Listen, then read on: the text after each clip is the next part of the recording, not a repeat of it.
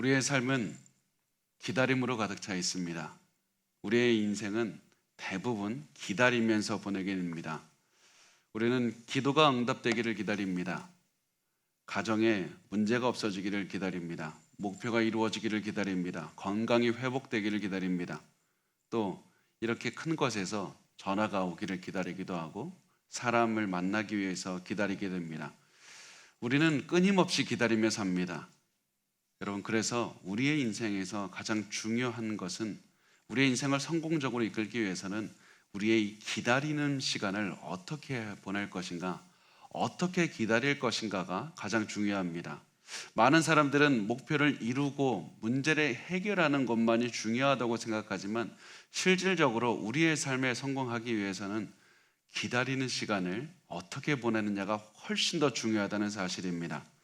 여러분은 어떻게 지금 기다리면서 살아가고 있습니까? 사실 2022년을 사는 우리는 우리의 이전 세대보다 훨씬 기다리는 것을 잘 못하면서 살아가게 됩니다. 왜냐하면 우리 시대에는 수많은 것들이 우리가 잘 기다리지 못하게 방해하기 때문입니다. 사실 예전에는 그 기다리는 것을 당연하게 생각을 했습니다. 멀리 있는 사람에게 연락을 하고 싶으면 편지를 써서 도착하는 것을 기다려야만 됐고, 얼굴이 보고 싶으면 찾아가야만 됐습니다. 그런데 요즘에는 기다릴 필요가 없습니다. 대화하고 싶으면 전화하거나 문자 메시지 보내도 되고, 얼굴 보고 싶으면 화상으로 얼굴을 또 볼 수 있는 그런 전화를 하면 됩니다. 갖고 싶은 것이 있으면 당일에 주문하면 당일에 배송이 됩니다. 영화 보고 싶으면 극장 가서 기다릴 필요 없이 내가 그냥 핸드폰에서 당장 볼 수가 있습니다. 데이트하고 싶으면 사람을 통해서 주선을 받는 게 아니라 데이트 어플을 가서 그냥 내가 원하는 사람을 검색해서 그 사람을 연락하면 됩니다. 모든 것이 순식간에 이루어지다 보니까 우리의 삶에 굉장히 안 좋은 것이 벌어지게 되는데, 그것이 그 중에 하나가 바로 하나님의 그 응답을 기다리는 것을 굉장히 어렵게 됐다는 겁니다. 하나님께서 우리의 기도에 기도하자마자 당장에 이 총알 배송처럼 응답을 해주시면 모르겠는데, 하나님께서는 당장 응답을 해주시지 않고 수개월을 기다리게 하실 수도 있고 몇 년을 기다리게 하실 수도 있습니다. 하나님께서는 우리가 일부러 응답을 바로 주시는 것이 아니라 기다리게 하신다는 사실입니다. 그러면 하나님은 왜 응답을 기다리게 하십니까? 우리가 기도하자마자 당장에 막 주면 우리의 삶도 편안해지고, 우리가 기도하기 전에 하나님 우리의 모든 필요를 알아서 기도하기 전에 그냥 막 줘버리시면 훨씬 우리의 삶이 윤택해질 텐데, 하나님 왜 우리를 기다리게 하십니까? 기다리게 하시는 목적은 하나님께서 우리의 삶에 주신 그 목적, 그 이유가 있는데, 우리의 삶에 하나님께서 원하시는 것이 단순히 우리가 좋은 환경을 누리고 우리가 돈이 많고 단순히 건강하게 되는 것, 그것이 하나님의 목적이 아니기 때문입니다. 하나님의 목적은 우리를 예수님 닮은 모습으로 바꿔가는 것이 가장 큰 목적입니다. 하나님께서는 우리가 예수님 닮게 하기 위해서 때로는 빨리 기도에 응답하시기도 하지만 때로는 기도에 천천히 응답을 하십니다. 그리고 천천히 응답을 하시는 경우는 그 하나님께서 응답을 늦게 하시면서 그 기다림의 시간을 활용하고 계시기 때문에 우리에게 천천히 기도 응답을 해주시는 겁니다.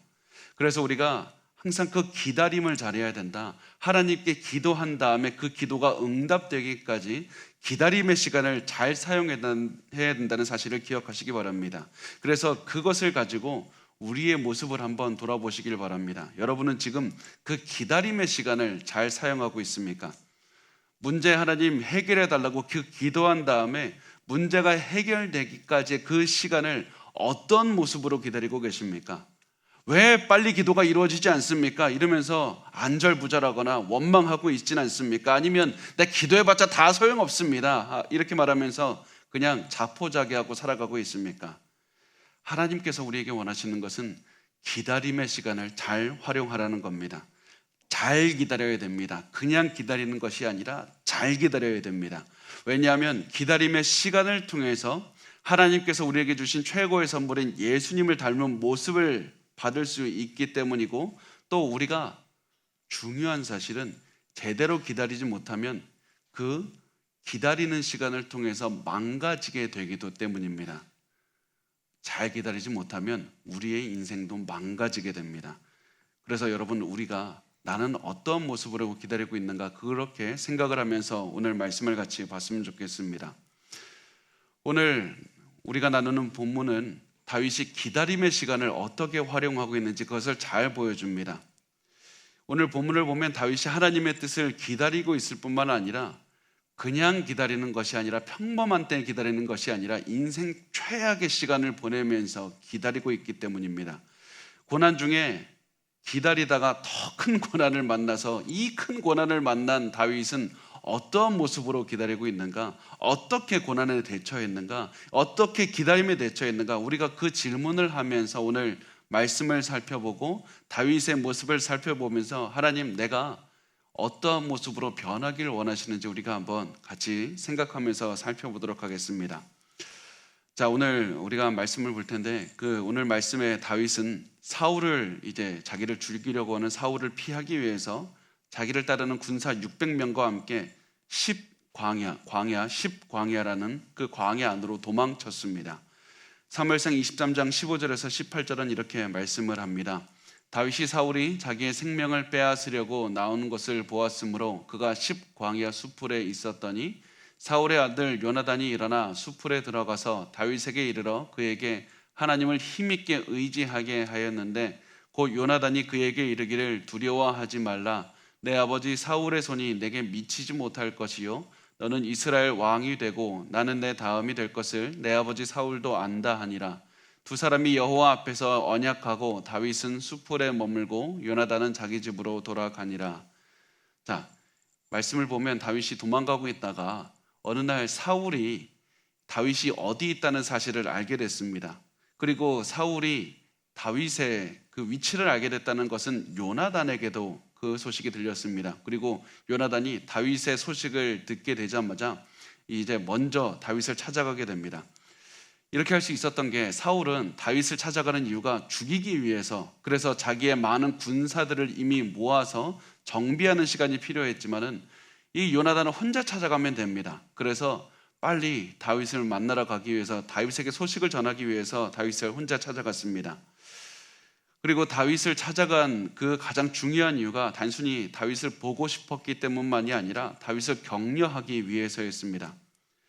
다윗이 이렇게 계속해서 살기 위해서 도망치다 보면, 사람이 이런 고난 중에 빠지다 보면 내가 왜 지금 도망치고 있는가? 내가 살기 위해서 도망치고 있는가? 내가 그 삶의 목적이 무엇인가? 이것을 잊어버릴 수가 있기 때문입니다. 그래서 요나단은 다윗에게 찾아가서 하나님의 언약을 기억하라. 그냥 단순히 너 격려하고 힘을 내라 이렇게 말한 것이 아니라 하나님의 언약을 기억하라고 했습니다. 너가 지금 도망치고 있는 이유는 하나님께서 너를 선택하셨기 때문이고, 그리고 너는 하나님의 뜻을 이루기 위해서 인간적인 방법을 택하지 않고 하나님의 방법을 택한 것이 아니냐. 하나님의 언약을 기억하라. 하나님께서 너를 이스라엘의 왕이 되게 하신다고 약속하셨으니까 그 약속 반드시 이루실 것이다. 절대로 두려워하지 말라. 하나님께서 너를 우리 아버지 사울로부터 지켜주실 것이다. 이렇게 말을 합니다. 그러면서 당연히 내가 우리 아버지 사울 밑에서 왕의 자리를 물려받는 것이 맞지만 나 그거 다 포기하지 않았느냐. 너를 1인자로 세우고 내가 2인자가 될 것이니까 나를 보고 용기를 얻으라고 했습니다. 이 만남을 통해서 다윗과 요나단은 서로에 대한 믿음과 이제 헌신을 확인할 수가 있었습니다. 너무나도 사실 불행한 것은 이제 요나단이 여기에서 다윗과 마지막으로 만나게 되고 다음에 나오는 장면은 요나단이 이제 전쟁터에서 죽는 장면이 나옵니다. 이 만남은 다윗에게 엄청나게 힘이 되었을 겁니다. 왜냐하면 다윗은 두려웠을 것이고 힘이 들었기 때문입니다. 당연히 누군가 맨날 큰 군대를 이끌고 와서 죽이려고 한다면 그것만으로도 엄청난 스트레스를 받았을 것이고 외로웠을 겁니다. 그런데 이때 바로 이 다윗에게 힘을 주었던 것이 바로 요나단, 하나님을 같이 믿고 하나님의 말씀으로 살아가는 요나단을 보면서 격려를 들었을 때 다윗은 많은 마음의 위로와 용기를 얻었을 겁니다. 그리고 이것을 통해서 이제 헤어지게 되는데, 여러분, 이것을 통해서 우리가 알 수 있는 것이 무엇이냐면 그 누가 되었든지 간에 고난을 겪고 기다림이 길어지면 지칠 수밖에 없다는 사실입니다. 다윗과 같은 믿음이 강한 사람도 너무나도 큰 고난이 지속되고 하나님의 뜻을 기다리게 되자 지칠 수밖에 없었고, 이때 반드시 필요했던 것이 무엇이냐면 하나님은 요나단과 같은 사람을 사용하신다는 사실입니다. 하나님께서는 하나님의 응답을 직접 주기도 하시지만 여러분의 손길을 통해서, 여러분의 가족의 손길을 통해서, 만져주는 것을 통해서 격려하기를 원하십니다. 그래서 여러분이 주변에 내가 잘 모르겠는데 저 사람 좀 지쳐 보이고 힘들어 보이고, 아니면 가족끼리 너무나도 지쳐 보인다고 하면 그때 그 사람에게 그것을 보여주게 하신 분은 하나님이시고, 그 보여주시면서 여러분에게 가서 격려하기를 원하십니다. 그래서 여러분 반드시 아무리 저렇게 위대하고 믿음이 출중하고 아주 믿음의 경력이 뛰어난 사람이라 할지라도 하나님의 그 위로가 필요하다는 것을 여러분이 보게 된다면, 하나님께서 격려하기를 원하시는구나, 그것을 생각하시고 가서 먼저 격려해 주시고 다른 사람들의 요나단이 서로 되어 주셨으면 좋겠습니다. 자, 이렇게 해서 요나단은 다윗과 한 마음이 돼서 이렇게 살아가고 있었습니다. 그런데 모든 사람이 다윗의 편이 된 것은 아니었습니다. 누가 보더라도 사울의 편이 압도적으로 많았고, 사울이 누가 보더라도 이기는 싸움이었습니다. 게다가 사울은 다윗을 조금이라도 돕는 사람은 내가 가만 안 두고 다 죽이겠다, 이런 굉장히 잔인한 모습을 보여주었습니다. 그래서 이 효과가 이게 발생하게 되는데, 그게 뭐냐면 백성들이 사울이 무서우니까 다윗이 어디 있다는 정보를 알게 되면 혹시 오해받아서 같이 죽을까봐 먼저 사울을 찾아가서 다윗에 대한 정보를 주게 됩니다. 그게 사무엘상 23장 19절에서 21절에 나옵니다. 이렇게 말씀을 합니다. 그때 10사람들이 기브아에 이르러 사울에게 나와 이르되, 다윗이 우리와 함께 광야 남쪽 하길라산 숲을 요새에 숨지 아니하였나이까? 그러하온즉 왕은 내려오시기를 원하는 대로 내려오소서. 그를 왕의 손에 넘길 것이 우리의 의문이이다 하니, 사울이 이르되 너희가 나를 긍휼히 여겼으니 여호와께 복받기를 원하노라. 사람들이 정보를 주니까 사울이 하는 말이 이겁니다. 너희가 나를 긍휼히 여겼다. 긍휼히 여겼다는 말은 불쌍하게 여기고 동정심을 가졌다라는 말이 긍휼하게 여긴다는 말입니다. 근데 이 말을 친구끼리 할 수도 있고 부부끼리 할 수도 있는데, 왕이 백성에게 하는 말은 절대로 아닙니다. 훨씬 많은 권력과 재산과 훨씬 좋은 환경에 있는 사람이 자기보다 훨씬 힘들게 살아가서 자기 때문에 무서워서 벌벌 떨면서 다윗에 대한 정보를 준 사람들에게 뭐라고 하냐면, 너희가 나를 불쌍하게 여겨줬다. 나 불쌍한 거 너희가 알지? 너희들이 나를 불쌍하게 여겨줘서 너무 고맙다라고 말을 하는 겁니다. 사울이 이렇게 말을 했던 이유는 사울 자신의 마음가짐이 그대로 드러나기 때문이고, 사울의 마음가짐이 뭐냐면, 내가 이 세상에서 너무나도 불쌍하게 산다. 아무도 나를 인정하지 않고 아무도 나를 도와주지 않는다. 왜 사람들은 다윗만 도와주고 나를 도와주질 않을까? 이렇게 생각하고 있었던 겁니다. 모든 권력과 재력을 거느리고 있던 사울이 오히려 도망치고 이 자기를 피해서 숨어있는 다윗이 저 사람 다 가지고 있다고 생각하고 스스로 불쌍하게 여기고 있었다는 겁니다. 다윗이 쫓기고 있었는데 사울은 자기가 쫓기고 있다고 생각을 했습니다. 사울은 자기가 피해자라고 생각을 했습니다. 여러분은 이런 사울과 같은 사람들을 만나본 적이 있을 겁니다. 이런 사람들이 생각보다 우리 주위에 굉장히 많습니다. 모든 것을 가지고 있고 모든 것을 누리고 있으면서도 실질적으로 자신이 내가 피해자라고 생각하면서 오히려 굉장히 질투하고 그리고 시기심을 많은, 그렇게 가지고 살아가는 사람들이 굉장히 많이 있습니다. 사실은 자기가 피해자라고 말하면서 남들을 힘들게 하는 사람들이 굉장히 많습니다. 그래서 저도 그런 사람들을 볼 때마다 이런 생각이 들었습니다. 저들을 어떻게 설득할 수 있을 것인가? 내가 어떤 말로 어떤 방법으로 설득할 수 있을 것인가?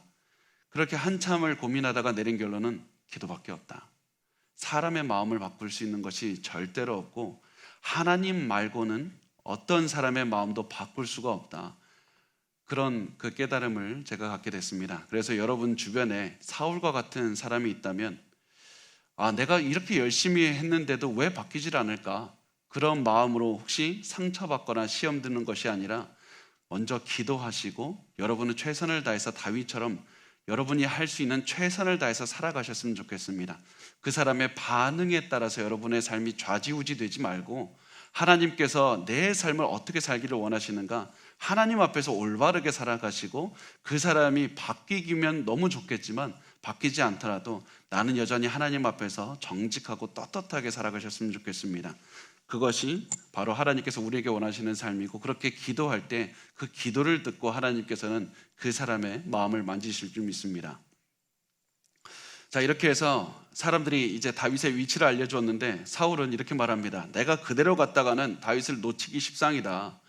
이제는 확실하게 내가 다윗을 잡기 위해서 내가 조금 더 확실하고 정확한 정보가 필요하다, 이렇게 생각하고 10에 있는 사람들에게 다윗에 있는 더 많은 정보를 가져오라고 말을 합니다. 그래서 22절 23절을 보면 어떤 사람이 내게 말하기를 그는 심히 지혜롭게 행동한다 하나니 너희는 가서 더 자세히 살펴서 그가 어디에 숨었으며 누가 거기서 그를 보았는지 알아보고 그가 숨어있는 모든 것을 정탐하고 실상을 내게 보고하라. 내가 너희와 함께 가리니 그가 이 땅에 있으면 유다 몇천 명 중에서라도 그를 찾아내리라 하더라.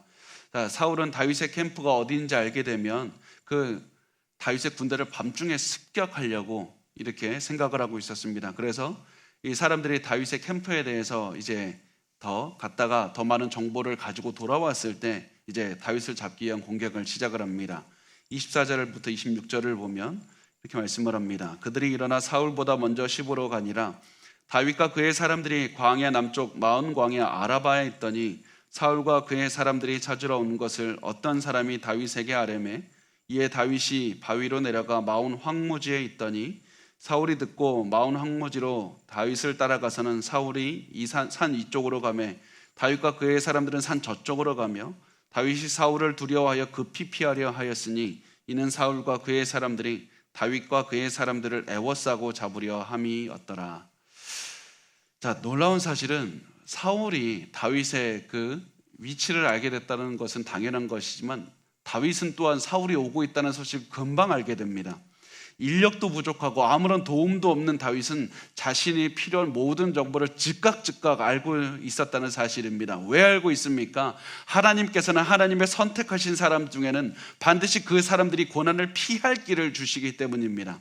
아무리 큰 고난이 있어도 하나님을 따라가면서 하나님 앞에 정직하고 올바르게 살아가면 아무리 고난이 온다 할지라도 그 고난에서 반드시 피할 길을 열어주시는 분이 하나님이십니다. 그래서 하나님께서는 사울이 이 다윗을 잡으러 오고 있다는 소식을 알게 하셨고 또 그 다윗이 사울의 공격을 피해서 위치를 옮기도록 도와주셨습니다. 그래서 다윗이 옮기니까 사울은 또 그 소식을 알게 되고 다윗을 따라서 또 마온 광야로 가게 되고, 여기서 이 말씀이 짧게 말하고 있지만은 이 말씀에서 축약해서 설명하는 것은 다윗이 일로 도망가면 사울도 일로 찾아가고 절로 도망가면 절로 찾아가고 계속해서 쫓기는 이런 긴박한 상황이 이어졌습니다. 계속해서 이런 일이 반복이 되다가 이제 다윗이 위치가 찾게 되고 사울이 그 다윗을 찾아서 양쪽으로 군대를 나눠서 산에 있는 다윗을 찾아서 양쪽으로 군대를 들이치게 됐습니다. 그래서 조금만 있으면 바로 앞에 다윗이 포위돼서 잡힐 수 있는 그런 상황이 되었습니다. 이런 상황이 되었을 때, 그래서 다윗이 죽을 수 있는 환경에 처했을 때 하나님은 또다시 다윗이 피할 길을 열어주십니다. 그것이 무엇이냐면 사울에게 한 가지 급한 소식이 들린 것인데 블레셋 군대가 이스라엘을 공격하러 왔다는 것이었습니다. 사무엘상 23장 27절에서 29절 말씀을 보면 이렇게 써 있습니다. 전령이 사울에게 와서 이르되 급히 오소서 블레셋 사람들이 땅을 침노하나이다. 이에 사울이 다윗 뒤쪽 길을 그치고 돌아와 블레셋 사람들을 치러 갔으므로 그곳을 셀라 마하느곳이라 칭하니라. 다윗이 거기서 올라가서 엔게디 요새에 머무니라. 자, 사울이 블레셋 군대의 소식을 듣고 어쩔 수 없지 않습니까? 이 다윗 잡다가 자기 나라가 망하게 됐으니까 블레셋과 싸우기 위해서 돌아갔습니다. 분명히 다윗은 당장이라도 죽을 수 있다고 느꼈을 겁니다. 분명히 나는 하나님의 선택을 받은 사람이고 이 요나단의 말처럼 하나님께서 나를 지키시지만 동시에 이 자기를 죽이려고 다가오는 군대를 보고 내가 이러다가 진짜 죽을 수도 있겠다, 이런 생각이 들었을 겁니다. 여기서 우리가 한 가지 질문을 할 수가 있는데, 하나님께서는 왜 굳이 어렵게 다윗이 고난에 처하게 한 다음에 사울에게 블레셋 군대의 소식을 듣게 해서 사울의 마음을 돌려서 돌아가게 하셨을까요? 왜 이렇게 어렵게 도와주십니까? 그냥 하나님께서 다윗을 선택하셨고 그냥 사울이 죄진 그런 사람이라면 그냥 사울 그냥 죽이면 안 됩니까? 당장에 다윗 그냥 왕으로 세워버리면 되지 않습니까? 그런데 하나님은 굳이 다윗이 죽음 때문에 도망 다니게 만들고 그 도망 다니다가 결국에서는 죽기 일보 직전의 상황까지 그렇게 몰아가신 다음에 정말 다윗이 죽게 됐다 싶은 그런 생각이 들었을 때 또 멀리서 블레셋 군대의 소식이 들리게 되고 그래서 돌아가게 하시는, 왜 이렇게 하십니까? 그 이유가 뭐냐면 한 가지, 하나님께서는 다윗의 기다림의 시간을 사용하고 계셨기 때문입니다. 단순히 다윗이 왕이 되는 것, 그게 중요한 게 아니라 다윗이 이 기다림의 시간, 하나님의 언약이 이루어지는 그 응답이 이루어지는 기다림의 시간을 통해서 하나님을 의지하는 법을 배우게 하시고, 이 어떤 고난이 와도 담대하게 하는 법을 배우게 하시고 하나님을 닮은 성품을 갖기를 원하시는 겁니다. 그래서 하나님께서는 이 모든 여러 가지 경험과 생각과 고난을 통해서 다윗을 만들어가고 계셨다는 사실입니다. 그리고 그것이 바로 여러분이 지금 고난을 당하고 있는 이유입니다. 하나님께서는 여러분을 사랑하지 않는 것도 아니고 여러분을 내버려 둔 것도 아니라 하나님께서는 그 고난을 통해서 여러분을 이루어가고 계신 겁니다. 그래서 하나님, 내가 왜 이 고난에서 빨리 안 건져줍니까? 왜 이 고난에서 나를 빨리 그 기도 응답 만들어줘서 내가 이 고생을 하게 합니까? 하나님, 나를 미워하는 것 아닙니까? 다른 사람들 보면 기도 응답이 그렇게나 빨리 되던데 나는 왜 이렇게 안 됩니까? 그런 이유가 무엇이냐면 하나님께서는 지금 이미 여러분의 기도에 응답하고 계시다는 사실입니다. 기다림을 통해서 기도에 응답하고 계시고, 그리고 하나님께서는 여러분이 그 드린 기도를 반드시 언젠가 하나님이 정하신 때에 완벽한 그 타이밍에 이루어 주실 겁니다. 그래서 그 하나님께서는 그것을 믿고 지금 그 기다림을 통해서 무엇을 가르쳐 주고 싶은지 그것을 생각하고 하나님의 성품을 배우라고 말씀을 하는 겁니다. 그래서 우리가 단순히 이 기다림의 시간 동안에 기도 응답만 생각하지 말고 하나님의 모습으로 이 기다림의 시간 동안 나를 만들어 주셔서 이런 마음으로 지금 기다리셨으면 좋겠습니다. 자, 이런 이 죽을 만한 이 위험을 다윗은 겪은 다음에 많은 것을 느꼈을 것이고 다윗의 많은 모습이 바뀌었을 겁니다. 그렇지만 하나님께서 원하시는 모습은 아직 갖추어지질 않았습니다. 그래서 하나님께서는 또다시 다윗이 사울의 위협을 받는 그런 상황으로 또다시 처하게 하셨습니다. 고난 한 번으로 끝난 것이 아니라 또다시 죽을 그런 상황으로 또 몰아가게 하셨던 겁니다. 사무엘상 24장 1절 말씀을 보면 이렇게 써 있습니다. 사울이 블레셋 사람을 쫓다가 돌아오매 어떤 사람이 그에게 말하여 이르되 보소서 다윗이 엔게디 광야에 있더이다 하니, 자, 사울은 블레셋 군대를 다 이겼습니다. 그리고 다윗을 잡으러 돌아왔던 겁니다. 블레셋 군대는 이스라엘과는 비교할 수 없을 만큼 강한 군대입니다. 문화도 훨씬 뛰어난 그런 나라였습니다. 그래서 블레셋과 이스라엘을 비교한다? 그러면 블레셋은 비교할 수 없을 정도로 강대한 나라였고 문화 선진국이었습니다. 그래서 이 블레셋 군대를 사울이 이겼다는 것은 사울에게 군사적인 능력이 대단한 사람이다.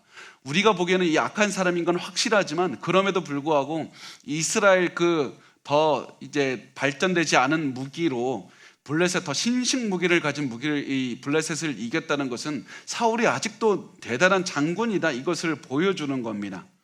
이런 사울이 다윗을 잡으러 왔다. 이것은 다윗에게 엄청난 위협이 되는 겁니다. 엄청난 압박이 되는 겁니다. 그래서 사울은 오늘 우리가 이제 볼 테지만 다윗의 예상을 뛰어넘어서 훨씬 빨리 움직이고 신속한 군대 통솔력을 보여주고 있습니다. 자, 이번에 이제 다윗은 사울을 피해서 엔게디 광야로 갔는데 엔게디가 어떤 특성을 가지고 있냐면 바위가 많아서 산지가 험합니다. 굉장히 땅이 험한 곳이고 그리고 그곳에 물이 있어서 숨기에 최적화된 그런 장소가 됩니다. 그래서 사울은 이 다윗이 엔게디에 있다는 소식을 듣고 이제 다윗을 잡으러 갔습니다. 사무엘상 24장 2절 말씀 보면 이렇게 써 있습니다. 사울이 온 이스라엘에서 택한 사람 3,000명을 거느리고 다윗과 그의 사람들을 찾으러 들렴소 바위로 갈새. 사울의 군대가 너무 빨리 오니까 다윗이 놀란 겁니다. 아직 사울의 군대가 오기 전에 더 도망을 갔었어야 되는데 빠른 결단력과 이렇게 신속하게 3,000명이나 되는 군대를 신속하게 움직일 수 있다는 그것을 보고 우리가 도망갈 준비가 안 돼 있는데 어떻게 해야 될까? 우리가 숨어야 되는데 그럼 어디에 숨을 수 있을까? 그런 생각에 다윗과 함께한 600명의 군대가 이 동굴의 이 제일 구석에 숨어 있게 됩니다. 엔게디의 특징이 굉장히 많은 동굴이 있다는 것인데 그 동굴 속에 600명이 겨우 이렇게 들어가서 가만히 숨을 죽이고 숨어 있었다는 겁니다. 이렇게 아무런 소리도 내지 못하고 숨어 있을 때 갑자기 전혀 예상하지 못하는 일이 발생했습니다. 사울이 혼자서 그 600명이 숨어 있는 굴 속에 혼자 들어온 겁니다. 사무엘상 24장 3절을 보면 길가 양의 우리에 이른즉 굴이 있는지라 사울이 뒤를 보러 들어가니라 다윗과 그의 사람들이 그 굴 깊은 곳에 있더니 사울이 동굴 안으로 들어온 이유가 그 당시에는 동굴을 주로 공중 화장실 이런 식으로 좀 사용하는 일들이 많았기 때문에 그 대변을 보기 위해서 사울이 동굴에 들어왔던 겁니다. 그런데 그곳에 수많은 동굴인데 왜 하필 그 동굴일까? 그 동굴로 들어와서 그 용변을 보고 있다는 것을 보니까 다윗의 사람들, 다윗의 부하들은 하나님이 주신 기회다. 이거 하나님이 주신 것이다. 하나님께서 당신 다윗에게 천금과 같은 기회를 주셨습니다. 어서 기회를 잡으셔야 됩니다. 어서 빨리 사울을 죽여야 됩니다. 이러면서 이렇게 말합니다. 4절 말씀을 보니까 다윗의 사람들이 이르되 보소서 여호와께서 당신에게 이르시기를 내가 원수를 내 손에 넘기리니 내 생각에 좋은 대로 그에게 행하라 하시더니 이것이 그 날이니이다 하니 다윗이 일어나서 사울의 겉옷자락을 가만히 베니라. 드디어 사울을 죽일 수 있는 기회입니다. 우리 이제 도망다니는 거 지긋지긋하지 않습니까? 언제까지 우리가 목숨을 구하기 위해서 도망다니겠습니까? 저 사람만 죽이면 됩니다. 이제 저 사람만 죽이면 다윗 왕조가 이제 일어설 겁니다. 다윗은 이 말을 듣고 칼을 가지고 사울에게 조용조용히 들어가기 시작합니다. 그렇게 가면서 어떻게 공격을 할까, 어떻게 죽일까 이런 생각을 하다가 다윗의 머리에 요나단과 한 언약이 생각이 났을 겁니다. 사무엘상 20장 15절 말씀을 보면 요나단이 이렇게 말합니다. 여호와께서 너 다윗의 대적들을 지면에서 다 끊어버리신 때에도 너는 내 인자함을 내 집에서 영원히 끊어버리지 말라. 다시 말하면 하나님께서 우리 집안을 다 치실 때에도 너는 제발 우리 사람들 죽이지 말아달라. 우리 집안 사람들을 그렇게 죽이지 말아달라고. 그래서 다윗은 언약을 맺었습니다. 그리고 이런 언약이 생각난 다윗은 내가 사울을 죽일 수 없다. 이거 하나님의 뜻이 아니다. 사울을 죽이는 대신 그럼 내가 무엇을 할 수 있을까? 그래서 다윗은 사울을 죽이는 대신 굉장히 상징적이고 굉장히 중요한 일을 했습니다. 그것은 다윗이 보니까 사울이 그 볼일을 보기 위해서 자기 겉옷을 이게 놔뒀는데 따로 벗어서 뒀는데 그 옷의 끝부분을 잘랐던 겁니다. 다윗은 사울을 죽일 수 있었지만 살려주었다, 당신의 목숨을 살려주었다는 이 상징적인 의미로 옷을 잘랐습니다. 이것은 분명한데 이것 외에도 사울의 옷 일부분을 잘랐던 이유가 또 한 가지가 있습니다. 그것은 무엇이냐면 바로 사무엘상 15장 27절에서 28절 말씀에 나옵니다. 우리 한번 같이 읽어볼까요? 시작. 사무엘이 가려고 돌아설 때 사울이 그의 겉옷자락을 붙잡음에 찢어진지라. 사울이 그에게 이르되 여호와께서 오늘 이스라엘 나라를 왕에게서 떼어 왕보다 나은 왕의 이웃에게 주셨나이다. 아멘. 사울이 사무엘의 옷을 잡아 찢었을 때 그 옷을, 찢어진 옷을 가리키며 사무엘은 말합니다. 옷이 찢어진 것은 하나님께서 사울에게서 다윗에게로 나라를 옮기셨다는 의미가 됩니다. 그래서 찢어진 옷은 하나님께서 이스라엘을 다윗에게 주셨다는 상징적인 의미였습니다. 그래서 다윗은 사울을 죽이는 대신에 옷을 찢어서 그 옷을 가졌던 겁니다. 그렇게 해서 다윗이 이 사울에게 주는 메시지가 무엇이냐면 이 찢어진 옷을 기억하십시오. 사무엘의 찢어진 옷과 그 찢어진 옷을 보면서 사무엘이 했던 말씀을 기억하십시오. 하나님께서 이 나라를 나에게 주셨습니다. 이 나라가 당신의 것이 아닙니다. 하나님의 말씀을 기억하라고 이 주장을 하기 위해서 옷을 잘라낸 겁니다. 사울을 이렇게 해서 죽이지 않은 이유가 이제 다음 구절에 나오는데 사무엘상 24장 6절과 7절 말씀을 우리 같이 한번 읽어보겠습니다. 시작. 자기 사람들에게 이르되 내가 손을 들어 여호와의 기름 부음을 받은 내 주를 치는 것은 여호와께서 금하시는 것이니 그는 여호와의 기름 부음을 받은 자가 됨이니라 하고 다윗이 말로 자기 사람들을 금하여 사울을 해하지 못하게 하니라. 사울이 일어나 굴에서 나가 자기 길을 가니라. 자, 이게 다윗이 지금 기다림을 보내는 이 모습이 드러나는 겁니다. 내가 지금 기다리고 있는 이유는 하나님이 나를 기다리게 하셨기 때문이다.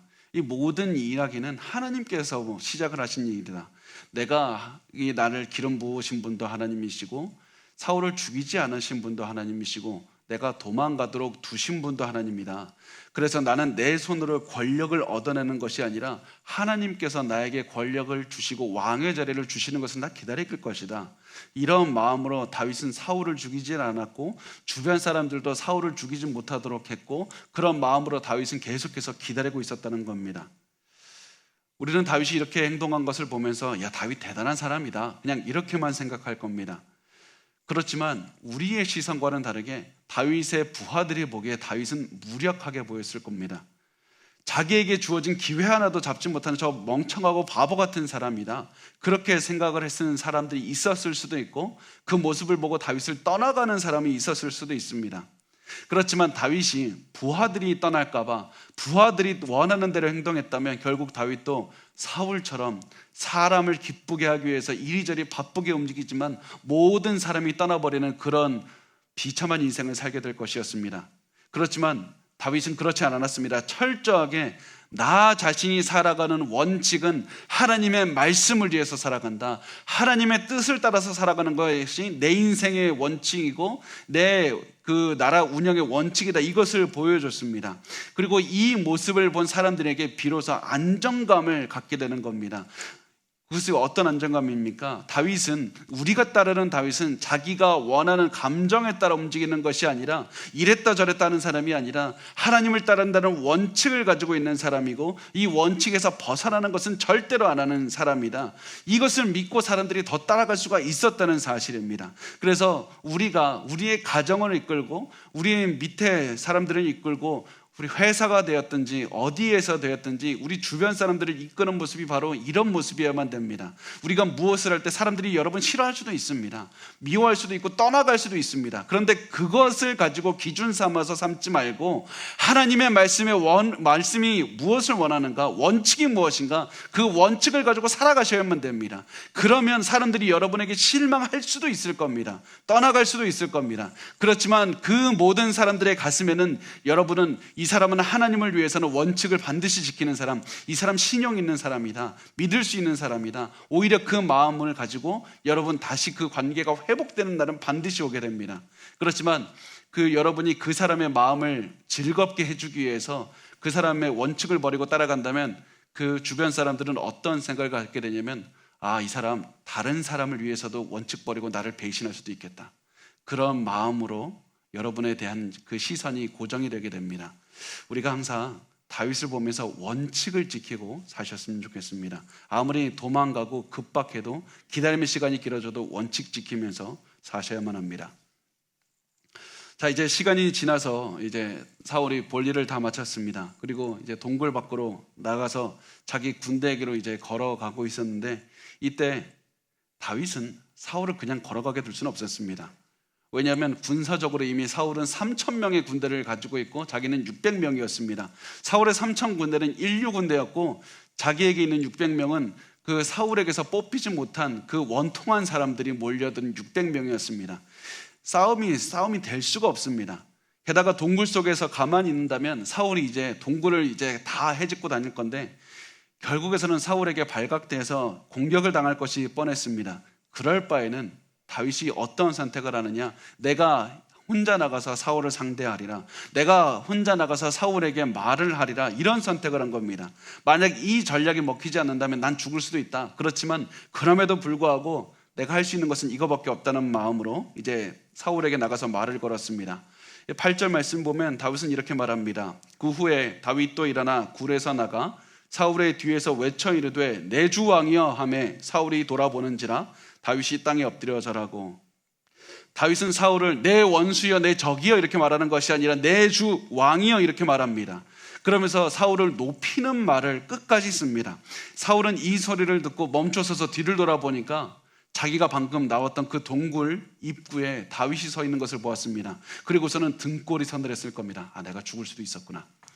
이제 다윗은 말을 계속 이어갑니다. 9절과 10절 말씀을 보면 다윗이 사울에게 이르되 보소서 다윗이 왕을 헤아려 한다고 하는 사람들의 말을 왕은 어찌하여 들으시나이까? 오늘 여호와께서 굴에서 왕을 내 손에 넘기신 것을 왕이 아셨을 것이니이다. 어떤 사람이 나를 권하여 왕을 죽이라 하였으나 내가 왕을 아껴 말하기를 나는 내 손을 들어 내 주를 해하지 아니하리니 그는 여호와의 기름 부음을 받은 자이기 때문이라 하였나이다. 자, 여기에서 우리가 반드시 봐야 될 것이 다윗은 사울을 직접적으로 공격하는 말을 하지 않습니다. 잘 보면 사울을 가장 좋은 방식으로, 사울 지금까지 누가 다윗이 사울 죽인다고 말했습니까? 사울밖에 그렇게 생각하는 사람은 없었습니다. 그럼에도 불구하고 다윗은 끝까지 사울에게 있어서 당신 왜 그렇게 했어? 내가 당신을 위해서 얼마나 잘했는데 나한테 어떻게 이 선의를 악으로 갚을 수 있는가? 이렇게 따지는 것이 아니라 사울에게 그 모함한 자가 있지 않습니까? 그래서 당신 그랬지요. 그럼에도 불구하고 나 그렇지 않았습니다. 나 당신 죽일 수 있었지만 누군가 나에게 이게 사울을 죽이라고 했지만 나 당신 살려주었습니다. 이렇게 해서 다윗은 사울을 가장 좋게 얘기해 주었을 뿐만 아니라 사울을 죽이려는 의도가 없었다고 말을 해 주었습니다. 그렇게 해서 다윗은 사울을 죽일 의도가 없었다는 것을 이 사울이 동굴에서 죽일 수 있었지만 죽이지 않았다는 것에 더해서 한 가지 더 사울을 죽일 수 있었지만 죽이지 않았다는 증거를 하나 더 보여주었습니다. 그게 11절과 12절에 나옵니다. 말씀을 이렇게 써 있습니다. 내 아버지여 보소서 내 손에 있는 왕의 옷자락을 보소서 내가 왕을 죽이지 아니하고 겉옷자락만 베었은즉 내 손에 악이나 죄가가 없는 줄을 오늘 아실지니이다. 왕은 내 생명을 찾아 헤아려 하시나 나는 왕에게 범죄한 일이 없나이다. 여호와께서는 나와 왕 사이를 판단하사 여호와께서 나를 위하여 왕에게 보복하시려니와 내 손으로는 왕을 해하지 않겠나이다. 당신 속아서 나를 헤아려 했지만 나는 그렇게 당신을 헤아려 하지 않았습니다. 그러면서 찢어진 옷 조각을 보여주었습니다. 그리고 사울은 자신의 옷이 잘린 것을 보고는 곧바로 사울에게서 찢긴 옷 조각을 기억했을 겁니다. 맞다. 이 사무엘의 찢어진 옷을 보면서 사무엘이 이 나라가 다윗의 것이라고 했지. 다윗은 이제 사울을 살려주었으니까 사울도 자신을 살려달라고 얘기를 하고 있는데 이 사울도 그것을 깨닫고 굉장히 가슴이 아팠을 겁니다. 내가 지금 무엇을 하고 있는가? 다윗은 계속해서 말을 이어갑니다. 13절부터 15절까지의 말씀을 보면 이렇게 써 있습니다. 예 속담에 말하기를 악은 악인에게서 난다 하였으니 내 손이 왕을 해하지 아니하리이다. 이스라엘 왕이 누구를 따라 나왔으며 누구의 뒤를 쫓나이까? 죽은 개나 벼룩을 쫓음이니이다. 그런즉 여호와께서 재판장이 되어 나와 왕 사이에 심판하사 나의 사정을 살펴 억울함을 풀어주시고 나를 왕의 손에서 건지시기를 원하나이다 하니라. 악은 악인에게서 난다고 했습니다. 그러면서 사울을 공격하는 게 아니라 자신에게로 그 얘기를 돌립니다. 나에게서는 악이 나지 않지 않습니까? 나 악한 사람 아닙니다. 당신은 지금 죽은 개나 벼룩을 쫓고 있지 않습니까? 그 얘기는 나는 죽은 개나 벼룩처럼 당신에게 해가 되는 사람이 아닙니다. 나는 당신을 죽으려고 생각해 본 적도 없고 경쟁자라고 생각을 해본 적도 없습니다. 나는 당신을 죽일 의도나 계획도 없습니다. 그러면서 이렇게 말하면서 다윗은 자신의 말을 마쳤습니다. 다윗이 그냥 사울을 경멸하기 위해서 말했던 것이 아니라 최대한 자기가 할 수 있는 최선을 다해서 말을 했던 겁니다. 이제 중요한 것은 사울의 반응에 달려 있었습니다. 사울은 이 말을 듣고 군대를 움직여서 다윗을 죽이라고 할 수도 있었습니다. 그러면 다윗은 죽는 겁니다. 그런데 다윗의 말은 사울의 마음을 강하게 움직였습니다. 왜 그랬냐면 이 마음을 움직인 것이 하나님이셨기 때문입니다. 다윗이 사람을 기쁘게 하기 위해서 했던 것도 아니고 내가 올바로 이 자리에서 하나님 앞에 올바로 살아가기 위해서 최선을 다해서 사울을 또 무시하지도 않고 최대한 자기에게 주신 하나님께서 그 권위자에 대한 그 존경하는 마음을 표하면서 계속해서 말을 했더니 하나님께서 다윗의 말을 사용하셔서 사울의 마음을 변화시키셨습니다. 그래서 이렇게 말씀을 합니다. 사무엘상 24장 16절에서 19절 말씀을 이렇게 말씀을 합니다. 우리 같이 한번 읽어볼까요? 시작. 다윗이 사울에게 이같이 말하기를 마침에 사울이 이르되 내 아들아 다윗아 이것이 내 목소리냐 하고 소리를 높여 울며 다윗에게 이르되 나는 너를 학대하되 너는 나를 선대하니 너는 나보다 의롭도다. 내가 나 선대한 것을 오늘 나타냈나니 여호와께서 나를 내 손에 넘기셨으나 내가 나를 죽이지 아니하였도다. 사람이 그의 원수를 만나면 그를 평안히 가게 하겠느냐? 내가 오늘 내게 행한 일로 말미암아 여호와께서 내게 선으로 갚으시기를 원하노라. 사울은 지금까지 다윗을 경멸하는 의미로 이새의 아들 어디 있어? 이렇게 얘기를 했지만 이 말을 듣고 내 아들 다윗아 내가 너를 인정한다 이렇게 말한 이유가 있는데 사울도 사실은 마음속 깊은 곳에서 자기가 얼마나 악한 짓을 하는지 알고 있었기 때문입니다. 그 두려움과 자기 연민과 피해 망상과 같은 마음을 가지고 사울이 움직였을 뿐입니다. 사울은 그 말을 듣고 내가 다윗의 말을 듣고 내가 하나님에 대항해서 싸우고 있구나. 내가 하나님에 대항해서 싸우고 있구나. 이런 생각이 들어서 마지막으로 이렇게 말을 합니다. 20절 말씀 굉장히 중요한데요. 우리 같이 읽어보겠습니다. 시작. 보라 나는 내가 반드시 왕이 될 것을 알고 이스라엘 나라가 내 손에 견고히 설 것을 아노니. 드디어 사람들 앞에서 사울이 직접 다윗은 이스라엘의 왕이 될 것이다 시인하는 말을 하게 됩니다. 여기 사울의 군사들도 다 들었을 겁니다. 이 말을 들은 다윗은 또 깨달았을 겁니다. 이 전쟁은 내가 하는 것이 아니라 내가 사울의 목에 칼을 겨누어서 억지로 이끌어낸 것이 아니라 내가 하나님의 말씀대로 살고 하나님의 뜻에 따라서 기다리는 시간을 잘 보냈더니 하나님께서 그 모든 길을 다 열어주셨다. 하나님께서는 다윗이 도망가는 시간을 통해서 자연스럽게 다윗이 한 발 한 발 다윗의 기도의 응답으로 이루어가고 계셨고 사람들의 마음도 다윗에게로 몰아가고 계셨다. 다는 사실입니다. 그래서 우리가 아무리 기도의 응답이 당장 이루어지지 않는다고 할지라도 우리의 상황이 계속해서 도망다니는 위급한 상황에 처했다 할지라도 우리가 기억해야 되는 것은 나는 왜 이렇게 고생이 많으냐 합니까? 하나님은 왜 나를 멀리합니까? 이것이 아니라 나는 오늘도 하나님을 앞에서 원칙을 지키면서 살아가는가? 이 기다리는 시간 동안에 내 마음이 망가지지 않고 올바로 살아가는가? 그것이 훨씬 중요합니다. 그렇게 살아간다면 하나님께서는 그 기다림을 통해서 여러분에게 하나님의 뜻을 이루실 것입니다. 자, 우리 마지막 21절과 22절 말씀 같이 읽겠습니다. 시작. 그런즉 너는 내 후손을 끊지 아니하며 내 아버지의 집에서 내 이름을 멸하지 아니할 것을 이제 여호와의 이름으로 내게 맹세하라 하니라. 다윗이 사울에게 맹세하매 사울은 집으로 돌아가고 다윗과 그의 사람들은 요새로 올라가니라. 자, 사울은 다윗에게 말합니다. 쉽게 얘기하면 이겁니다. 우리 가족을 좀 불쌍히 여겨달라. 우리 가족을 좀 불쌍히 여겨달라. 그렇게 말하고 다윗은 알겠다고 이렇게 말하면서 이제 헤어지게 됩니다. 다윗의 군대에게 지금 우리가 있었던 그 일을 마지막으로 우리가 다시 한번 돌아보면 다윗이 당연히 사울을 죽일 기회가 있을 때 다윗은 죽이질 않았습니다.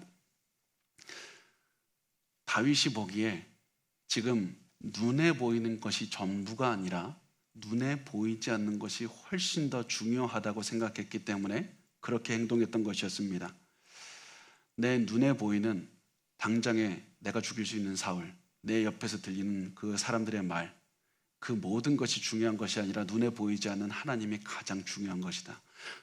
내가 아무리 기다리고 도망가고 있는 때에도 눈에 보이지 않는 하나님이 가장 중요하다. 그 사실을 다윗은 가지고 있었고 하나님을 눈에 보이는 대로 자신의 인생을 살지 않고 눈에 보이지 않는 하나님을 믿고 살아갔던 겁니다. 그래서 다윗은 기다리는 동안에 하나님에 대한 그 믿음을 실천하면서 기다림의 시간을 보내고 살았습니다. 여러분은 지금 기다림의 시간을 어떻게 보내고 있습니까? 제가 오늘 말씀을 준비하면서 예전에 읽었던 그 책의 한 글귀가 굉장히 많이 생각이 났습니다. 잘 들어보세요. 어떤 때의 시련은 큰 그릇을 만들어내기도 하지만 대개의 경우 시련이란 보통의 그릇을 찌그러뜨려 놓기가 일수란다. 어떤 때의 시련은 큰 그릇을 만들어내기도 하지만 대개의 경우 시련이란 보통의 그릇을 찌그러뜨려 놓기가 일수란다. 제가 이 말이 생각이 났던 이유는 너무나도 많은 사람들이 시련이 끝나기를 기다리다가 내가 시련만 끝나면 더 단단해지겠지, 이 고난이 끝나면 내가 더 큰 그릇이 되겠지, 이런 마음으로 기다리지만은 사실은 그 시련이 끝났을 때 찌그러져 버리기 때문입니다. 시련이 끝나고 나면 고난은 지나갔을지 모르지만 우리의 마음은 상처가 가득하고 피해의식이 가득하고 망가진 마음 때문에 훨씬 더 불행한 인생을 사는 경우를 너무나도 많이 봤기 때문입니다. 여러분, 그 지금의 고난 때문에 가장 두려워해야 되는 것은 여러분의 마음이 망가지는 것입니다. 이 시련을 언제 지나갈까? 이 시련이 언제 끝나서 하나님께서 주신 그 목적을 이룰 수 있을까? 이것보다 훨씬 더 중요한 것은 기다림의 시간을 잘 사용하시고 기다리는 동안에 여러분의 마음을 잘 지키는 것입니다. 그래서 시련이 끝날 때까지 잘 기다리시고 목표가 이루어질 때까지 잘 기다리셨으면 좋겠습니다. 그렇게 해서 우리가 기다리는 목표를 시련이 끝나는 날에 두는 것이 아니라 오늘 이 순간 우리의 마음이 예수님을 닮아가는 데 두셨으면 좋겠습니다. 그렇게 해서 우리의 기다림의 시간을 잘 사용하셨으면 좋겠습니다.